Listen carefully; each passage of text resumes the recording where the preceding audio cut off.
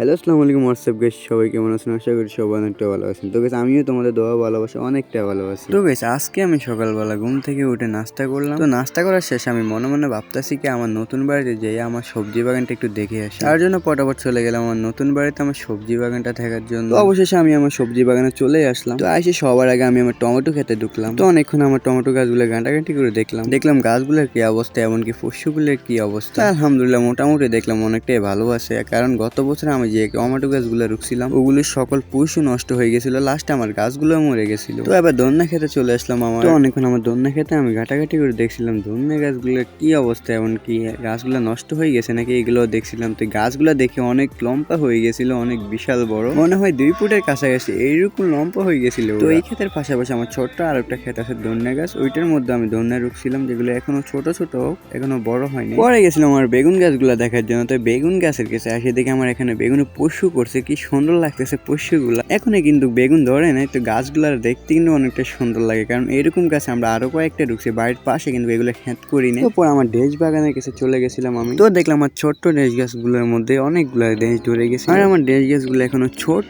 মাত্র 1 বিয়েতের কাছে গেছে হবে। এইটুকু গাছের মধ্যে ডেজ ধরে গেছিল, যাক আলহামদুলিল্লাহ ভালোই হয়েছে। তো পরে গেছিলাম আমার মূলা গাছে। তো মূলা গাছে অনেকক্ষণ ঘুরে ফিরে করে দেখলাম না আলহামদুলিল্লাহ মূলা গাছগুলো অনেকটা ভালো আছে, কারণ আমার প্রত্যেকটা বছর আমার ফসল নষ্ট হয়ে যায়, তার জন্য আমি প্রতি কথাই বলি আলহামদুলিল্লাহ আমার গাছগুলো অনেকটা ভালো আছে। কারণ গত বছর আমার ফসল একটু হয় না, সবগুলা ফসল নষ্ট হয়ে গেছে, তার জন্য আমি প্রতি কথা এখন বলি আলহামদুলিল্লাহ অনেকটা ভালো আছে। তো পরে আমি চলে গেছিলাম আমার সিম খেতে। তো দেখছিলাম মাশাআল্লাহ ভালোই পুষ্টি করছে গাছগুলোর, আর কিছু কিছু গাছের মধ্যে সিম ধরেও গেছে। সবচেয়ে ভালো লাগছে আমার সিম গাছগুলো দেখার পরে। তো পরে আমি চলে আসলাম আমার মরিচ খেতে, দেখে আলহামদুলিল্লাহ মরিচ গাছগুলোর মধ্যে মরিচ ধরছিল ভালো। আমি কতক্ষণ মরিচ গাছগুলো ঘাটাঘাটি করে দেখলাম, দেখি কি অবস্থা, দেখি গাছগুলো লাল হয়ে আছে, এগুলোর মধ্যে ওষুধ দিতে হবে। তো আজকের ভিডিওটা কার কাছে কেমন লাগছে সবাই কমেন্ট করে জানান, আর একটা সাবস্ক্রাইব আর একটা লাইক করতে ভুলবেন না। তো সবাই ভালো থাকবেন, সুস্থ থাকবেন, খোদা হাফেজ।